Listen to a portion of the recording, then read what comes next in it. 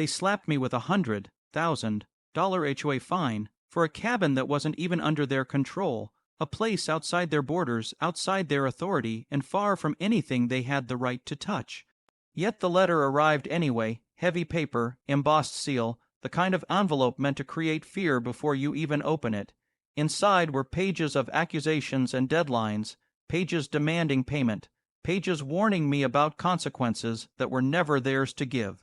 What they didn't know was that I had never belonged to their HOA. My cabin sat quietly among tall trees, miles away from their neighborhood rules. The land was mine, fully, peacefully, and untouched by their jurisdiction. But somewhere along the way, their board had forgotten its limits. They'd spent years expanding their reach, tightening control over every mailbox, every lawn, every porch light. They believed that authority gave them power anywhere. They believed I would fold like so many others had. Instead, I stayed calm. I didn't argue. I didn't send an angry message. I simply gathered the maps, the boundary lines, the legal documents, and filed a notice with the county.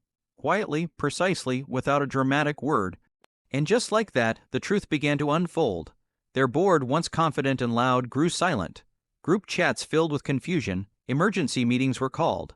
Board members whispered about mistakes, misunderstandings, and how something like this could have happened.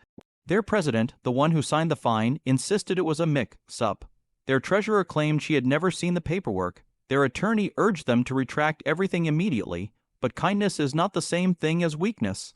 And timing matters. The county already had the documents, the judge had already seen the overreach, and the law had already begun its work.